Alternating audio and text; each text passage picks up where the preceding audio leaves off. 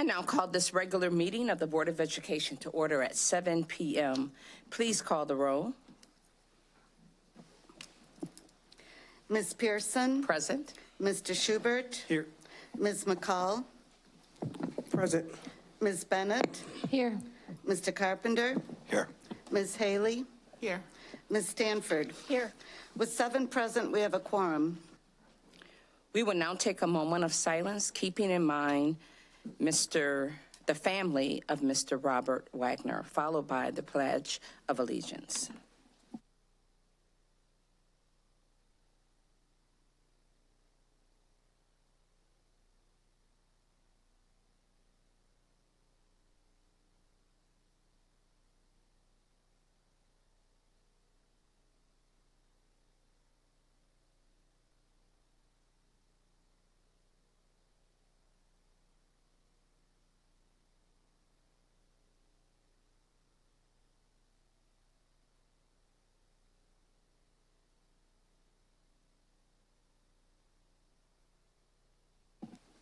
As we start each board meeting, it bears reminding the mission of Rockford Public Schools is to collaboratively engage all students in an equitable first-class education for a changing world.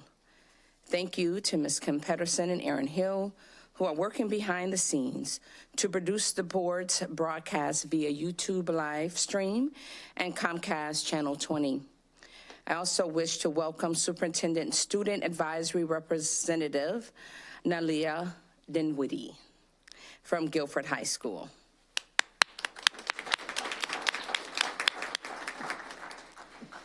This week is designated as Principal Appreciation Week.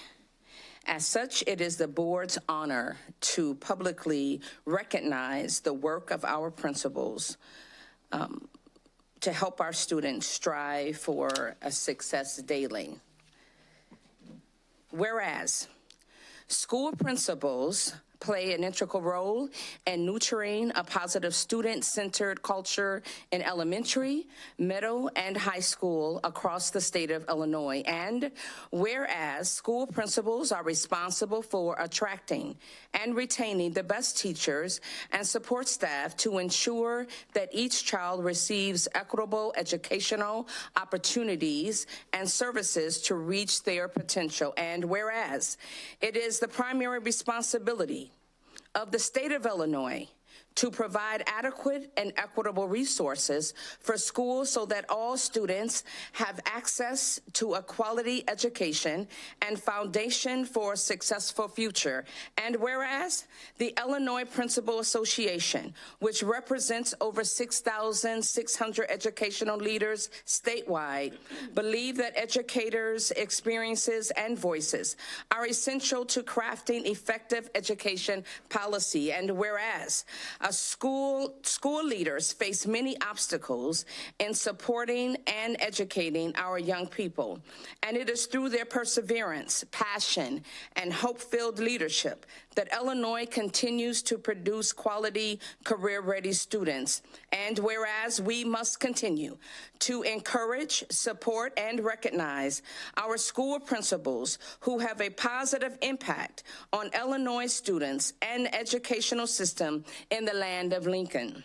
Therefore, I, J.B. Pritzker, Governor of the State of Illinois, do hereby proclaim the week of October 20th through the 26th, 2024, as Principal Week, and Friday, October 25th, 2024, as Principal Day in Illinois, to recognize principals and the Illinois Principal Association for all that they do to help our children learn and succeed.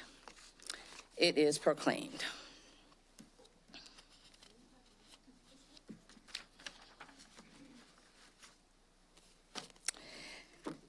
We are now on to the petition and communications support of our meeting, where we invite public to make comments.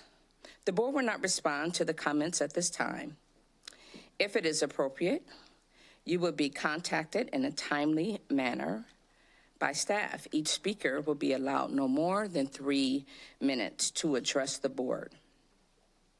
It is not appropriate to discuss matters that would otherwise be confidential in such open meetings. If you look to your left, you will see two digital clocks. One shows the total time allotted to public comments, and one shows the total time for each speaker. We thank you for your cooperation with our guidelines. First, we will have Christina McGee, followed by Ms. Debbie Osborne.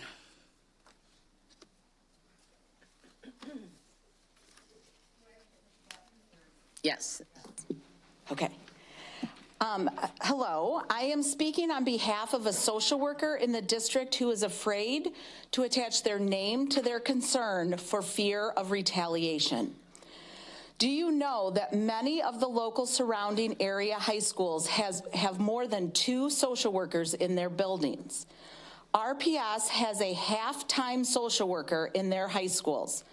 I'll say it again, a half of a social worker. Over 200 students are not receiving social work services.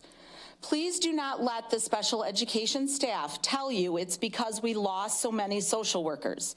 That is true. We did lose quite a few. Let's make it clear. They left due to being treated disrespectfully, not because of money.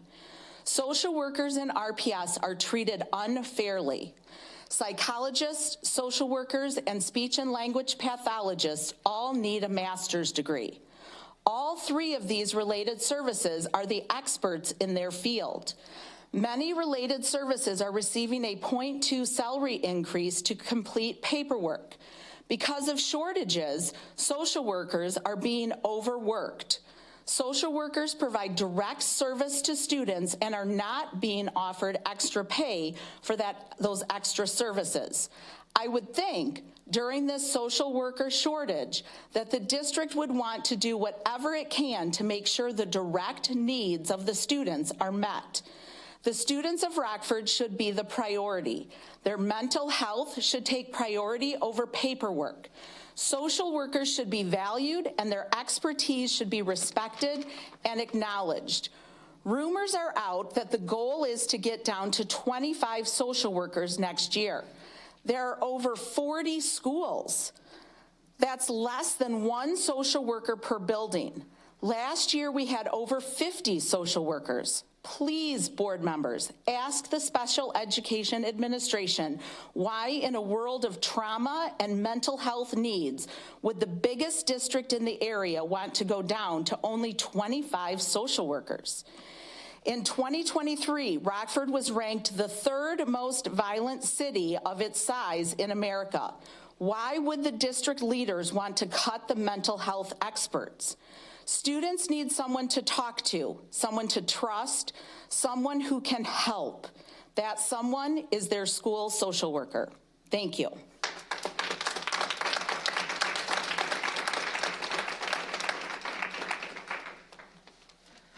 Good evening. My name is Debbie Osborne. I'm the social work coordinator and social worker at Eisenhower Middle School. I don't believe I've ever spoken to any of you before, so you know how important this issue is to me.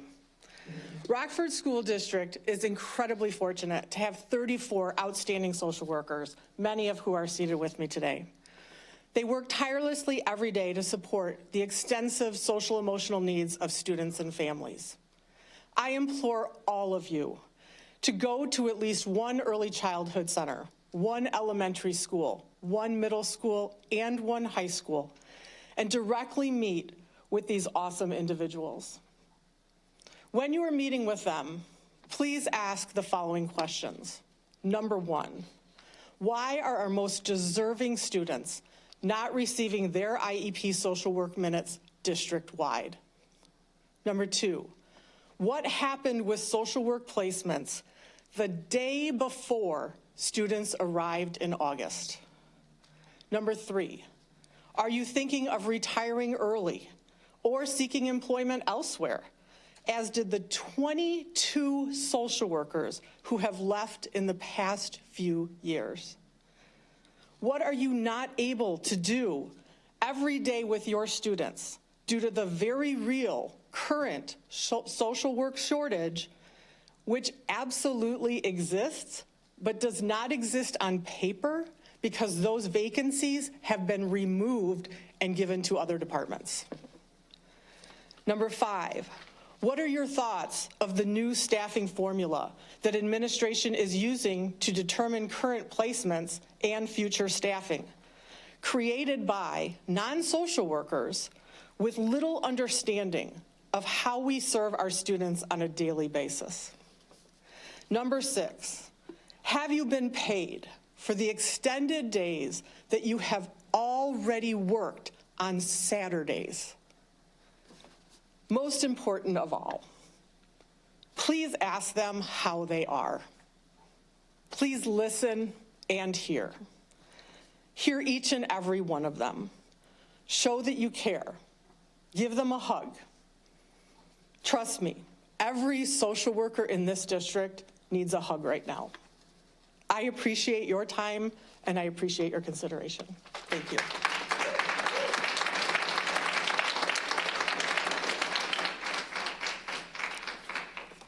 Ms. Angel Brown, followed by Ms. Katie Madison. Hello, board members. I guess my situation isn't important enough because no one have called me about my situation.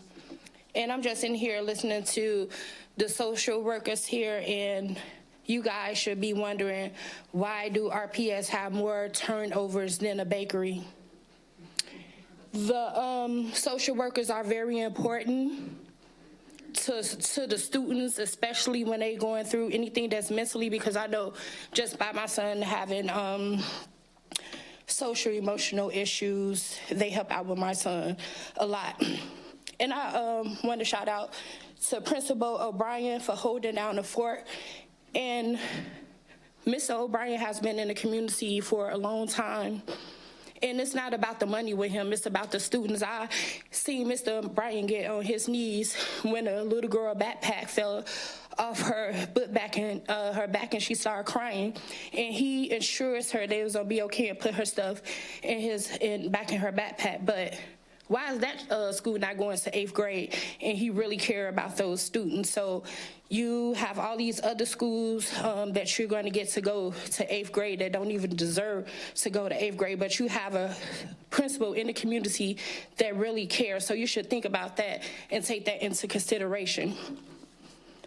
And I'd also like to shout out to Principal Carter, Principal Knockrider, and Principal Docklot, which is at Summerdale, because they are all good principals that I all have very good encounters with. My son should have a choice whether if he wanted to go back to the STEM school or not. I'm gonna tell you why, because it was y'all fault for my son in Hell and Dust, which was not his fault.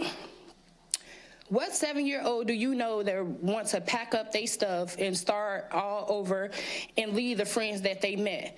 Obviously, he was not treated right, and I support my son 100%.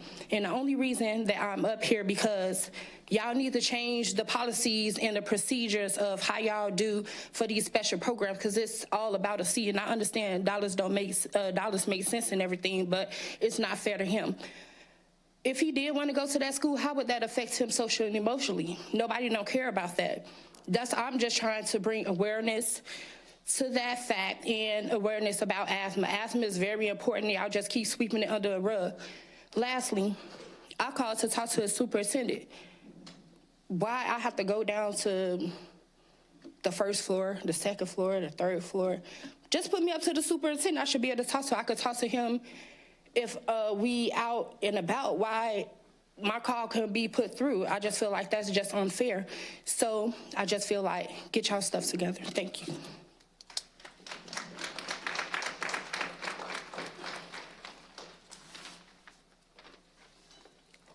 Good evening, Rockford Public School Board members. My name is Kathy Madison. I'm a Rockford resident and also a member of Eliminate Racism 815's Education Committee. I'm here tonight to advocate for a proactive approach to implementing the Illinois Science of Reading standards within our district. As we all know, our district has faced challenges in recent years regarding literacy achievement. According to the Illinois report card numbers from 2023, only 16.5% of RPS 205 third graders meet or exceed the performance levels for the Illinois Assessment of Readiness. While 29.4% of those students are white, only 11% are Hispanic, and only 8.4% of them are Black. This is a critical issue that requires immediate action.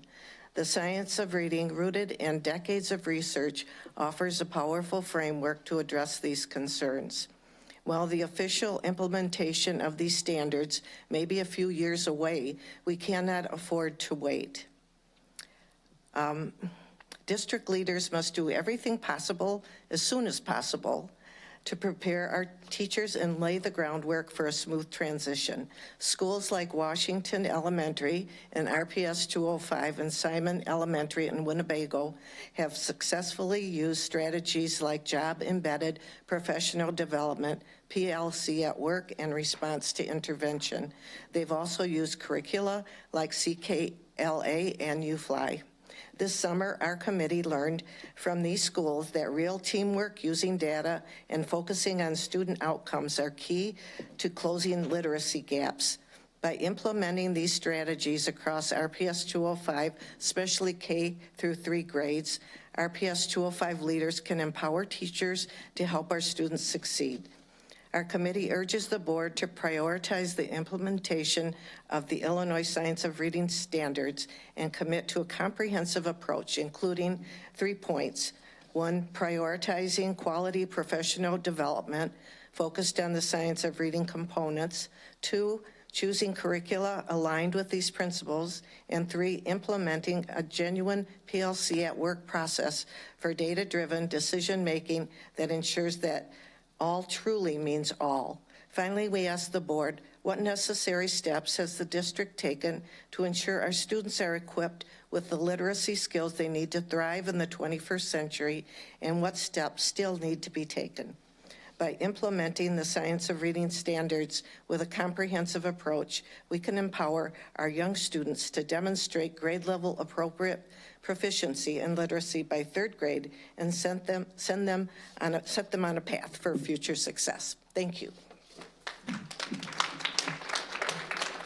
Mr. John Tack Bradley, Leslie Graneman.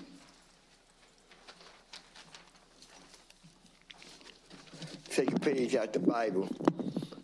Jesus Christ said, the work is plentiful, but the workers are few. I want to go to the fact that last year we applied for Live, Learn, and Play.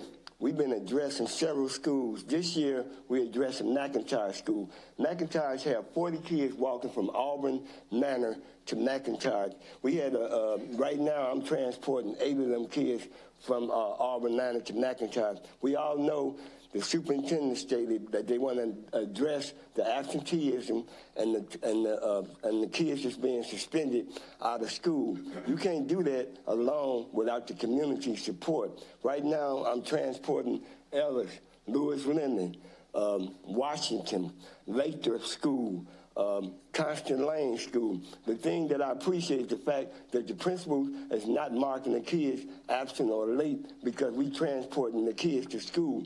We also met, me and the NAACP met at Auburn High School with one of the assistant principals to address the 13 youth that was involved in the fighting and the 4 youth that was arrested by the police. I mentioned to y'all before that the coalition that we formed to deal with the violence within the school system and also with the violence that's going on in the streets, because the violence going on in the streets, they bring it back to the school, and we are there to try to find a way to silence the violence. We used Scared Straight this past August when we took 25 youth to the 25 youth and adults to the prison system where they met the prison and the Winnebago County Board. Then we went upstairs. We met with 3 judges. We met with the second African-American judge.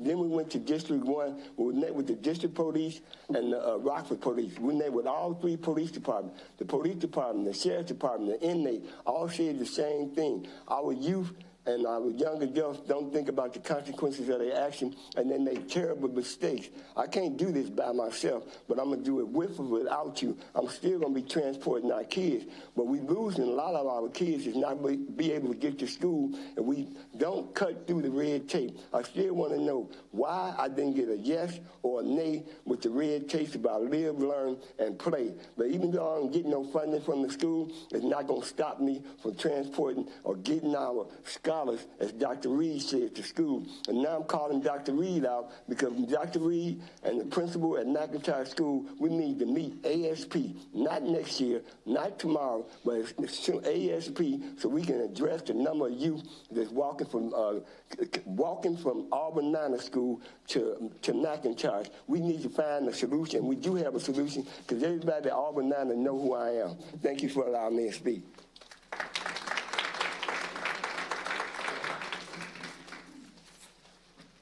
Good evening. In the 2023-24 school year, administrators communicated to secondary teachers of a new approach to grading. Secondary teachers were told to enter M for missing assignments, which constituted a 0 in TAC, and Z for any assignment for which student earned a failing grade. The Z constituted a 50% even if the student's score was less than 50%. The way in which this new grading directive was enacted across the district varied, so I searched to find the district grading policy.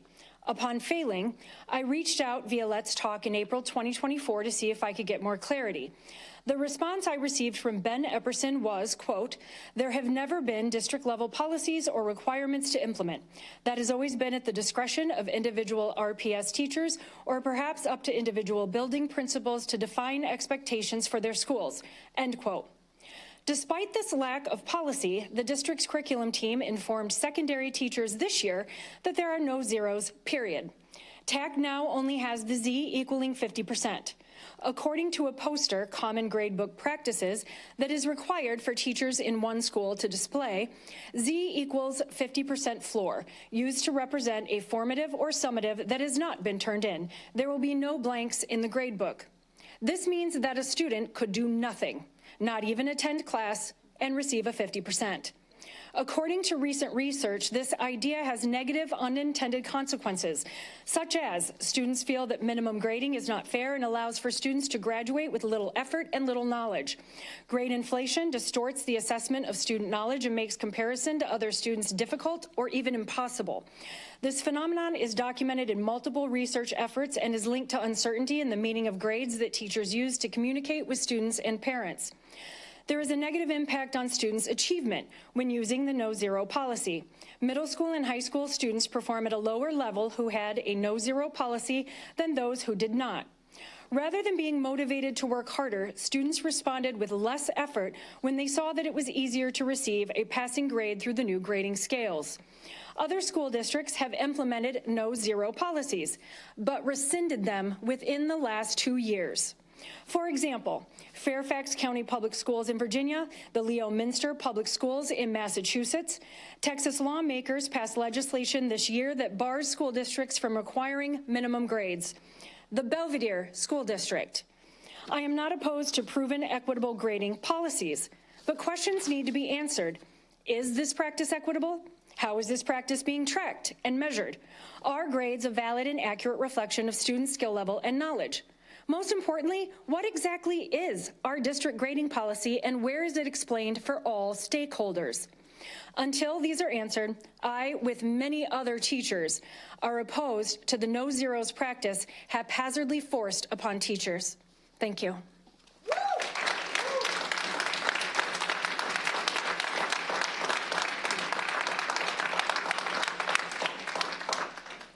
Brooke Embach, and Jared Weir.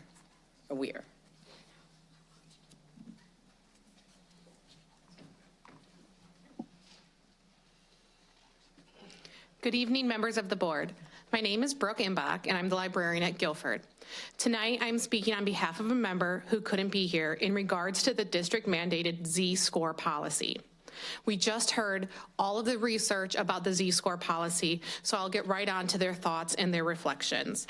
Now, this is one member, but these thoughts and reflections are echoed by many, not just in my building, but across the district. Students who have been working hard and have earned a grade are indistinguishable from those who are automatically given half credit. The grade is now essentially meaningless. Because students who are working hard are virtually indistinguishable from students who are merely given the credit, teachers can no longer readily identify those who need just a little more help and practice to be proficient, or the bubble students. They look the same in the gradebook. They look the same as those students who are hopelessly lost because they have not completed or turned in any work. Students who go through this system of grading and of getting half the points automatically get a second chance on every summative assessment, no questions asked. Not studying or doing the classwork carries no real consequence. There are no cumulative exams to actually prove learning and mastery at the end of the term, and they will be woefully unprepared for college and career expectations. Many young people need high schools to provide structure, to set expectations, and to practice with situations involving consequences. The new grading policy has taken away that structure, those expectations, and that lowers the practices of grading. Furthermore, no job awards half pay for not coming into work and or not doing anything. And we certainly wouldn't get half our pay for staying home all year. However, that is what our students are now being taught to expect. You don't pay half the value of a car at a dealership or for anything anywhere and get nothing for it. That would be a ludicrous transaction, yet this is what our policy is teaching students. Thank you.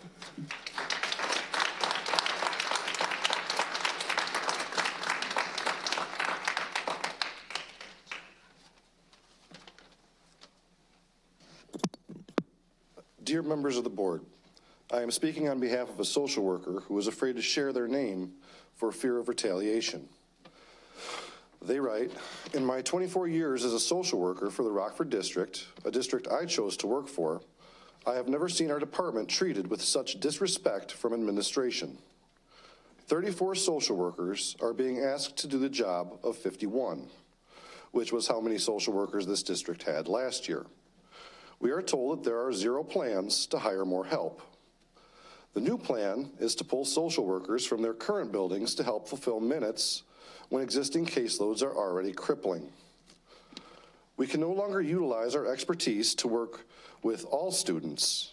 Instead, we must focus our efforts only on special ed students. These are only some of the reasons we have lost so many valuable social workers from RPS. Currently, we are given an extra 20 days to complete work outside of school, but guess what? We can only do it on Saturdays. But that's not all. Currently, we are doing it for free. The social work department was told that they could start these work days as soon as the first day of school, and yet none of us are being paid yet because this hasn't been put to a school board agenda and hasn't been voted on by the school board. When will this be approved by the school board so that we can get paid? They finish by saying, thank you for your time and attention to these comments, but personally, I would like to add, having members of our staff afraid to speak for fear of retaliation should tell you how many of us are feeling as employees of this district.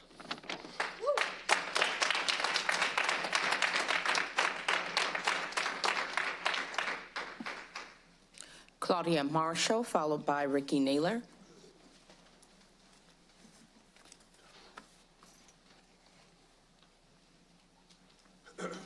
Good evening, school board. You know I'm Claudia Marshall, the REA president.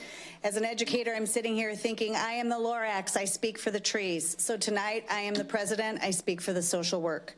They too are afraid to give their names, so I will read for them. Dear Rockford Public School Board members, I have been a school social worker in District 205 for almost 20 years.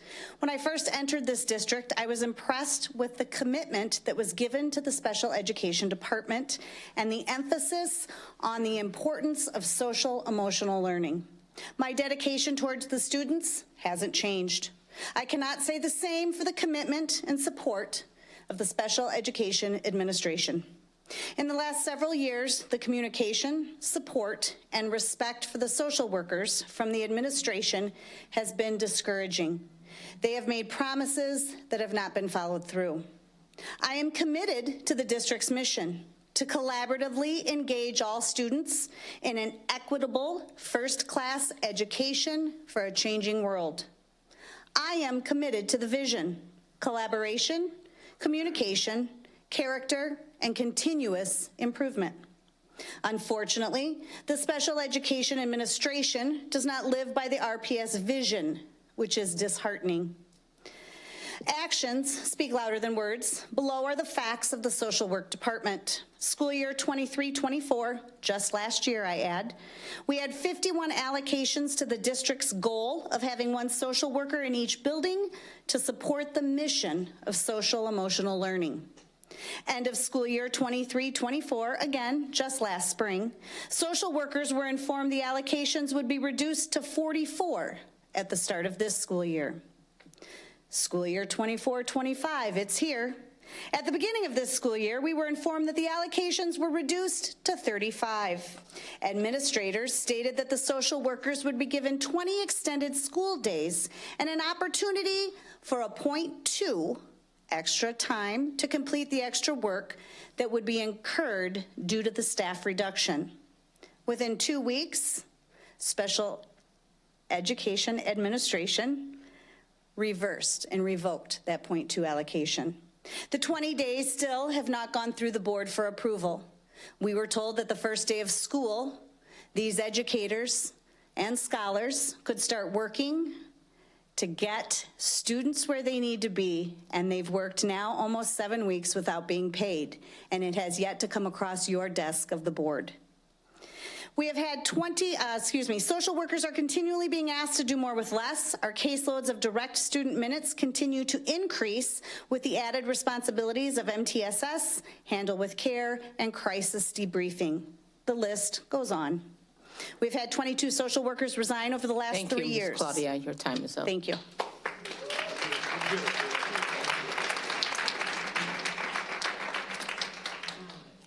Well, we know where all these complaints stop at. The buck stops with the man in charge, but but this board don't want to hold this man accountable. Okay, there's a song by the late Aretha Franklin that says, "Get it right." Are you guys getting it right? Tonight you hear what these people are saying. And also, have you noticed that only these white staff have got enough courage to come and speak to you guys? The black staff, for some reason, don't even come down here and speak to you guys because of the intimidation and the retaliation. Okay, so what is coming down to, folks, is it's time for this board to get on board. We can't keep coming down and complaining about him and his staff. You guys are the ones in charge, but you don't want to lead this school. This superintendent is driving the car over the cliff, and you board members in the back seat, shaking and each other. Hold on. Okay, so we know right now you guys have not responded to that complaint yet with the OCR about why you keep letting these police officers give these students tickets in the school. The former superintendent of the state board she said, I emailed the superintendent and all these building principals to stop this practice, but yet it still goes on. And you board members can put a stop to it right now, but you won't. You don't even want to talk about it. That's the problem. Like she also said, she said, you know what? She said this superintendent and the other ones like him in these school districts are rich people. They don't understand about what it's like not to be able to pay your bill because he's a rich man. This man's a millionaire. He don't know how it is to get a shutoff notice for your bill, so he's okay with these people getting fines, for these grandmamas getting fines that they can't afford to pay because they don't affect his budget. So he needs to take a look at that. Now, Grant, you got to start speaking up, buddy. You the only black person up there. I know you laugh. We talk a little bit, but it's time for you to start advocating for these black students. You voted to extend that contract, and look what happened. These people come out and complain, and this is your mess here. Fix it. This is your mess. Okay, now, like I said, the two biggest schools, Chicago and Elgin, have already said, you know what, these cops can no longer give these students tickets. It's against the state law. They passed that law 2 times, but yet this superintendent still refused to follow the law. You guys tell these students to follow these rules, but yet you break these laws. You got lawyers up there. Do that sound right, Ms. Goldsmith? That these kids cannot break these school rules, but the superintendent, these building principals, can break the state law. Now, they even got a rookie superintendent right now over in Bensonville, District number 4. This young guy comes in right away and say, you know what? This practice with the RCOs giving these tickets out, it ends right now. But this guy doesn't end.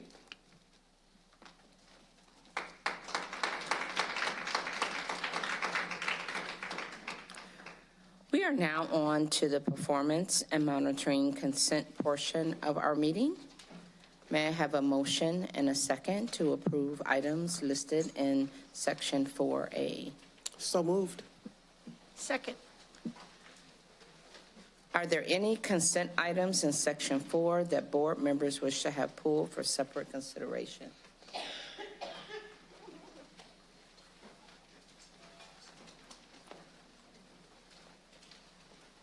Please call the roll. Ms. Pearson? Yes. Mr. Schubert? Yes. Ms. McCall? Yes. Ms. Bennett? Yes. Mr. Carpenter? Yes. Ms. Haley? Yes. Ms. Stanford? Yes. The motion passes unanimously. We are now on the planning and development consent portion of our meeting. May I have a motion and a second to approve the items in Section 5? So moved. Second. Are there any consent items in Section 5 that board members wish to have pulled for separate consideration? Please call the roll. Mr. Schubert? Yes. Ms. McCall? Yes. Ms. Bennett? Yes. Mr. Carpenter? Yes. Ms. Haley?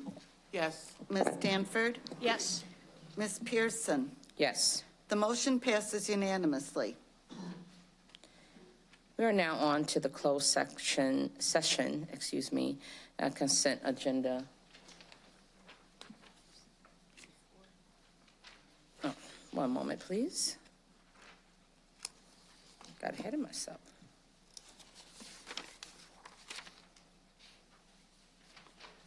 We're now on the governance consent portion of the meeting.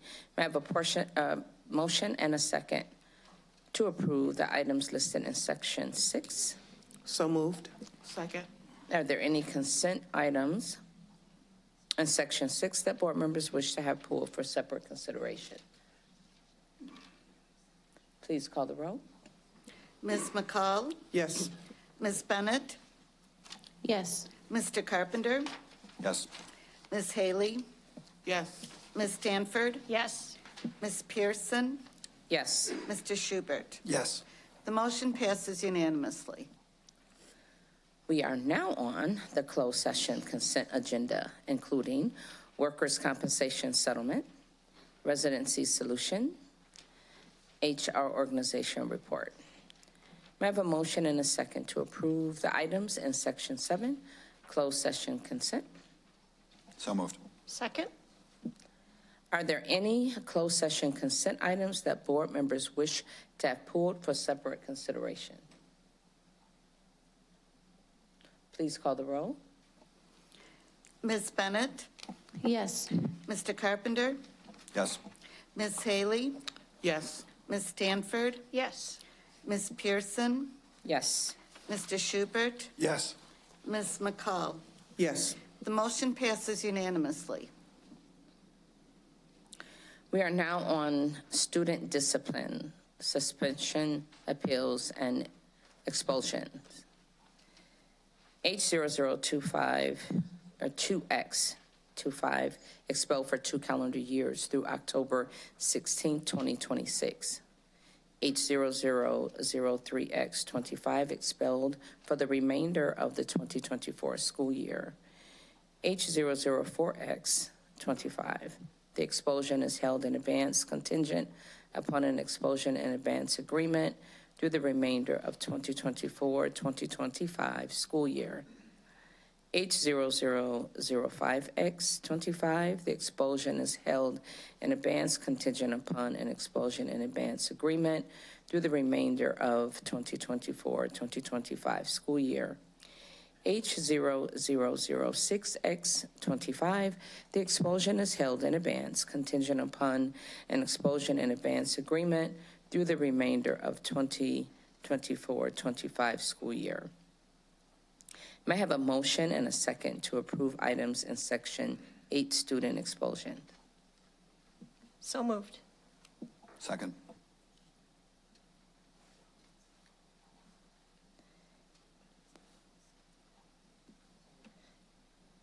One moment, please. Something is missing. Are there any items board members wish to have pulled? Item A, please. A to A have been pulled for separate consideration. Please call the roll for items that have not been pulled. Mr. Carpenter? Yes. Ms. Haley? Yes. Ms. Stanford? Yes. Ms. Pearson? Yes. Mr. Schubert? Yes. Ms. McCall? Yes. Ms. Bennett? Yes. The motion passes unanimously. Please call the roll for 8A. Ms. Haley? Yes. Ms. Stanford? Yes. Ms. Pearson? Yes. Mr. Schubert? Yes. Ms. McCall? Yes. Ms. Bennett? Yes. Mr. Carpenter? No. The motion passes with 6 yeses, 1 no.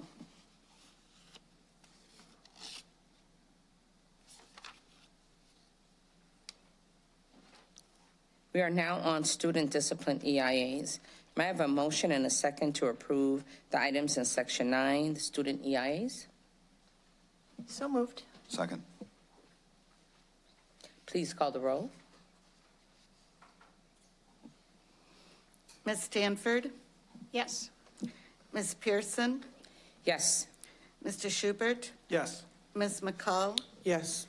Ms. Bennett? Yes. Mr. Carpenter? Yes. Ms. Haley? Yes.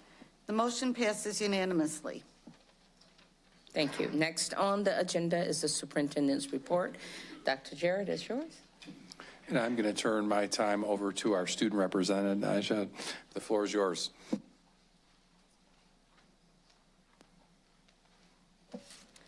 Hi, my name is Nalaya. I currently attend Guilford High School, and I have been in RPS for the past 3 years of my high school career. I recently attended a private school throughout my whole elementary and middle school.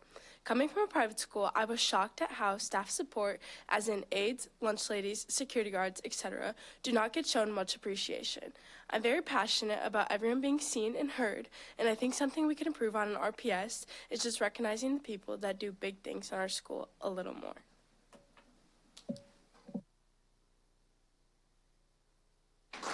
Thank you.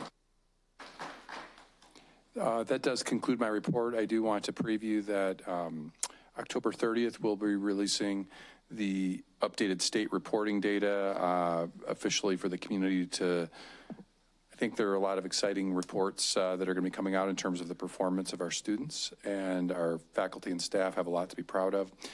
We will also be spending time at the committee of the whole and our performance monitoring retreat going into deeper detail. So the month of November will be a big month to talk about the performance of our students, which is one of the reasons we're here. And again, thank you, Naja, for being here.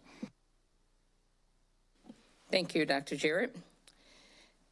The next item on the agenda provides an opportunity for board members a discussion. Are there any board members' comments, action steps, other business, new business, agenda recommendations, or any other matters to discuss?